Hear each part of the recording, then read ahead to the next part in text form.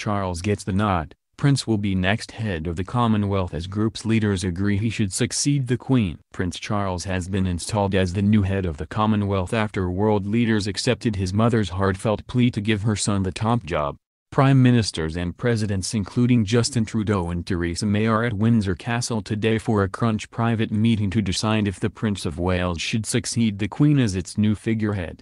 Last night Her Majesty held a banquet in the Buckingham Palace ballroom and said it was her sincere wish that the Commonwealth will decide that one day the Prince of Wales should carry on the important work started by my father in 1949.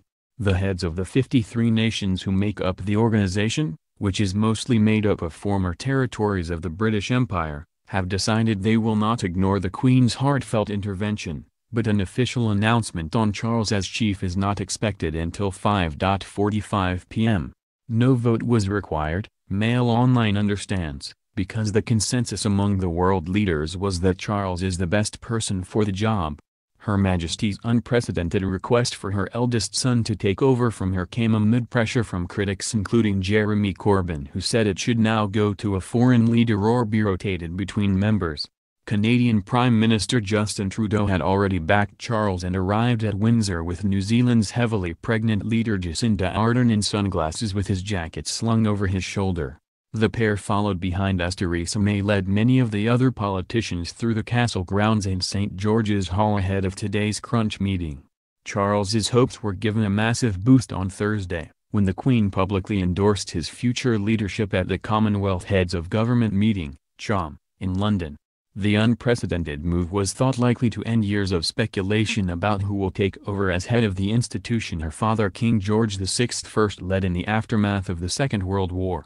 Canadian PM Justin Trudeau said on Thursday, "I very much agree with the wishes of Her Majesty that the Prince of Wales be the next head of the Commonwealth." And Keith Mitchell, the Prime Minister of Grenada, told the BBC, "It would be good news. The Queen herself does very well and certainly we have been fortunate to have her leadership of stable leadership over this period.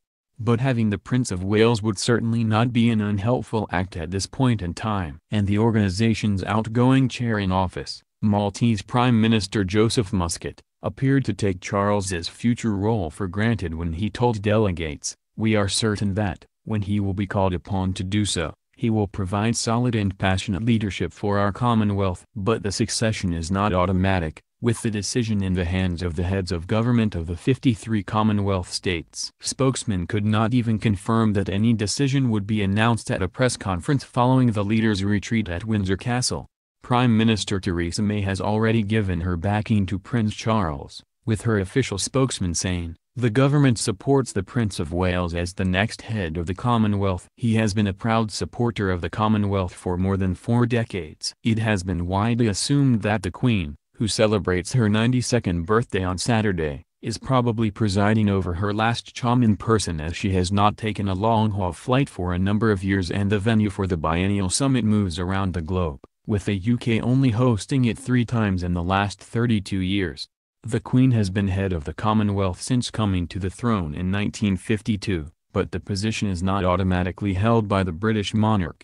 Her Majesty was hailed as an icon of the Commonwealth last night by an African statesman who expressed the organization's regret that she plans to wind down her work with it.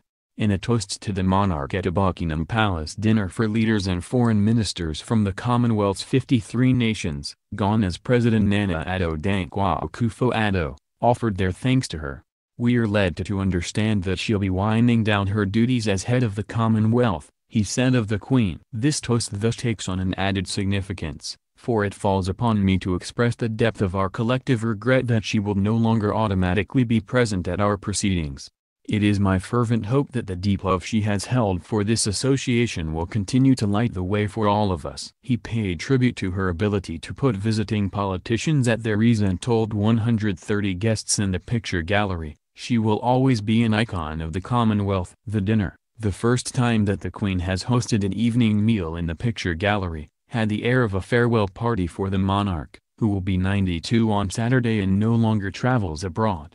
In an ivory white, beaded lace dress decorated with crystal daisies and designed by Angela Kelly, the Queen, wearing the Queen Mart tiara, a ruby and diamond necklace with matching earrings, and the Garter Star, welcomes her guests to her home. It is with great pleasure that I welcome you all here tonight. As head of the Commonwealth, I am delighted to be able to host this occasion in the United Kingdom, for the first time in many years. This dinner is always an opportunity for us to come together, as friends, and I am grateful that so many of you are here with us this time. I know that all of my family join me in wishing you a very enjoyable evening. Thank you. The younger royals were out in force at the dinner. The Duke of Cambridge and Prince Harry were joined by their cousins Princess Beatrice and Eugenie, as well as older members of the family. The Queen looked especially delighted to greet Canada's Prime Minister Justin Trudeau.